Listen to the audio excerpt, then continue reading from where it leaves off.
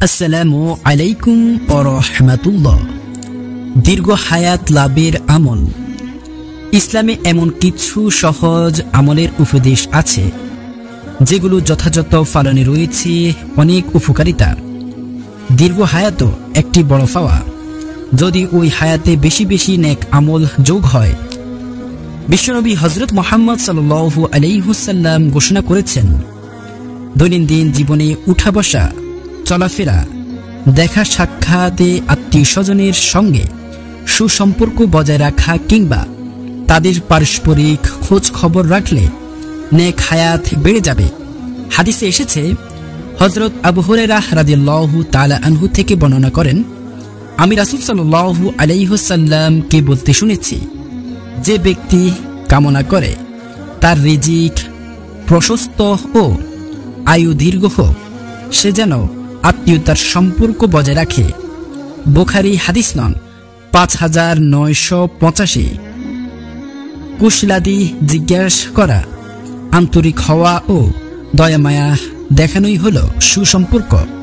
এই সুসম্পর্ক রক্ষাকারী প্রকৃতপক্ষে কারা, তাদেরকেও পরিচয় করে দেওয়া হয়েছে।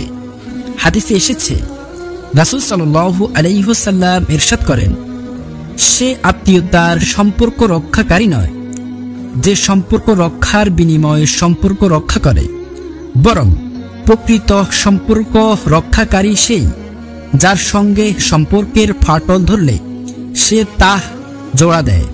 বুখারী হাদিস নং 5991। নিজের ভাই বোন, চাচা মামা, খালা ফুফু ও নিকট আত্মীয়দের সঙ্গে উত্তম আচরণ ও সুসম্পর্ক বজায় রাখতে আল্লাহ তাআলার নির্দেশ। পবিত্র কোরআনে আল্লাহ তাআলা ইরশাদ করেন, আর আল্লাহকে ভয় করো, যার নামে তোমরা একে অপরের কাছে সাহায্য প্রার্থনা করে থাকো, এবং আত্মীয়তার সম্পর্কের ব্যাপারে সতর্কতা অবলম্বন করো। নিশ্চয়ই আল্লাহ তোমাদের ব্যাপারে সচেতন রয়েছেন। সূরা নিসা আয়াত নং 1। আল্লাহ তাআলা মুসলিম উম্মাহকে নেক হায়াত লাভের আমল যথাযথ পালনের তৌফিক দান করুক, আমিন। আপনাদের কাছে যদি ইসলামের আলোর চ্যানেলটির ভিডিওটা ভালো লেগে থাকে, তাহলে চ্যানেলটি সাবস্ক্রাইব করে দিবেন, অল নোটিফিকেশন অন করে দিবেন এবং একটি কমেন্ট করবেন, শেয়ার করবেন।